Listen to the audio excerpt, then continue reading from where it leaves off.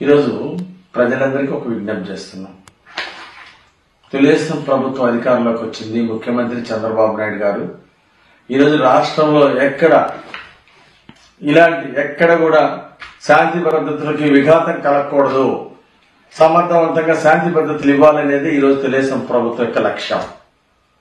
ఈరోజు వినుకొండలో తొలి ఏకాదశి పండుగ రోజు ఒక దారుణమైనటువంటి హత్య జరగటం చాలా చాలా బాధాకరం. దీనికి కారణం ఈరోజు హత్య చేసినటువంటి జిలాని, అలాగే చనిపోయినటువంటి వ్యక్తి ఇద్దరు వైఎస్ఆర్ పార్టీలో తిరిగినటువంటి వాళ్ళు,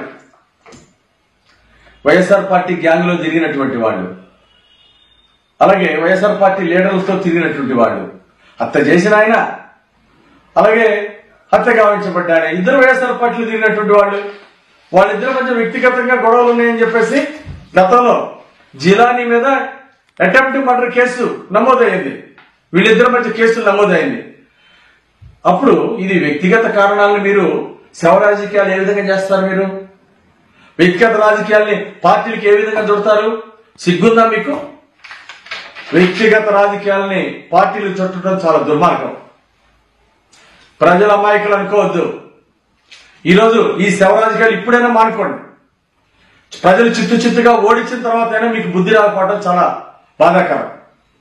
గతంలో బాబాయ్ హత్యని మీరు ఎట్లయితే దుష్ప్రచారం చేశారో, ఈరోజు మీ పార్టీ కార్యకర్తలు హత్య చేసినా అది తెలుగుదేశం పార్టీ మీద బురద జల్లటం, శవ రాజకీయాలు చేయటం, ఇది ఎంతవరకు సమంజసం అని అడుగుతున్నా నేను.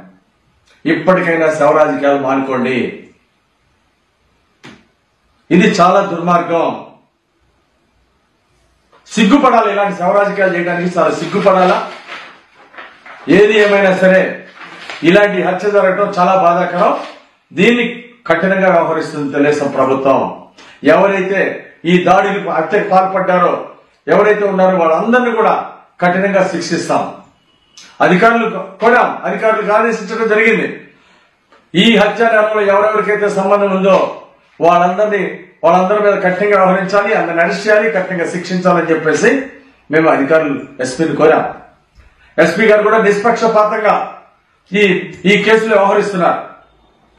పాత గొడవలు ఓ పార్టీలో వైఎస్ఆర్ పార్టీలో ఇద్దరు పనిచేసినటువంటి వాళ్ళు, అలాంటిది తెలుగుదేశం పార్టీకి చుడతారా?